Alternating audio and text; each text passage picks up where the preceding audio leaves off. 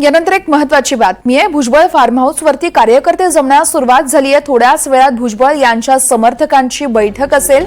नाशिक मधील form house वरती समर्थक एकवटण्यास सुरुवात झाली आहे। ठिकठिकाणी बॅनरबाजी देखील करण्यात आली आहे। भुजबळ समर्थक हे आता फार्म हाऊसवर जमण्यास सुरुवात झाली आहे। थोड्याच वेळात भुजबळ हे सगळ्या समर्थकांशी कार्यकर्त्यांशी संवाद साधतील आणि आपली पुढची भूमिका जाहीर करणार आहेत। भुजबळांना मंत्रिमंडळात न घेतल्यानं हे सगळे समर्थक नाराज आहेत आणि याच नाराजीच्या अनुषंगानं छगन भुजबळ सगळ्या समर्थकांची बैठक घेतील। त्यांची नेमकी मागणी काय आहे, येणाऱ्या काळात काय भूमिका घेऊ शकतात, हे सगळंच या बैठकीत ठरू शकतं। आपण ही सगळी दृश्य बघत आहोत, नाशिक मधली आहेत। भुजबळ फार्मवरती कार्यकर्ते जमण्यास सुरुवात झाली आहे। छगन भुजबळ हे देखील थोड्याच वेळात तिथे पोहोचतील। मंत्रिपद न मिळाल्यामुळे भुजबळ समर्थकांमध्ये सध्या नाराजीचा सूर पसरलाय। काल देखील आपण जर बघितलं तर राज्यात अनेक ठिकाणी निषेध नोंदवला गेला होता। तर आज देखील नाशिकमध्ये भुजबळ फार्मवरती राज्यभरातून त्याचे समर्थक असतील येण्यास सुरुवात झालेली आहे। महिला देखील आहेत, हे समर्थक आहेत, त्यांच्याशी आपण बोलूयात। ताई, कुठून आलात आपण? मी नांदगाववरून आलेली आहे। नांदगाव तालुका नांदगाववरून आलेली आहे। नाशिक जिल्ह्यातच राहते मी।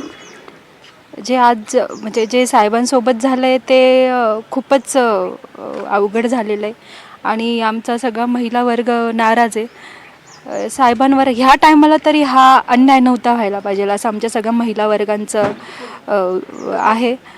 हे चुकीचं झालं आहे, बस। चुकीचं झालं असं ते म्हणतायत, तुमच्या काय भावना?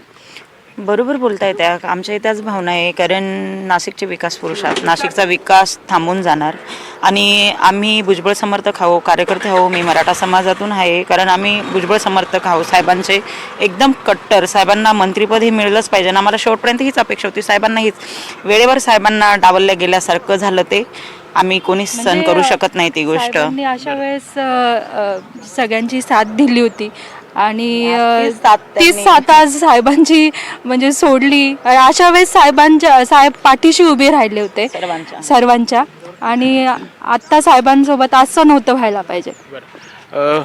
तुम्हाला काय वाटतं, काय कारण असू शकते मंत्रिपद? आता ते विकास पुरुष आहे, ते विकास कुठेतरी खंडित करायचा असेल म्हणून जाणून बुजून केला असा आमचा अंदाज आहे।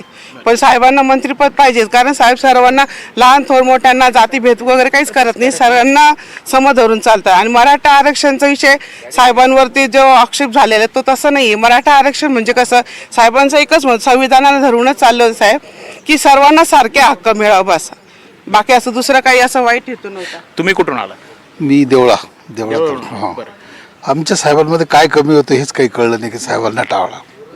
इतकं विकासाचं डोंगर ज्यांनी उभा केलेला आहे की ज्यांच्यामुळे महाराष्ट्रात मतं जी मिळाली असतील ओबीसींची ती केवळ साहेबांमुळे मिळाले आहेत, हे तो कोणालाही मान्य करावं लागेल, प्रत्येक पक्षाला मान्य करावं लागेल।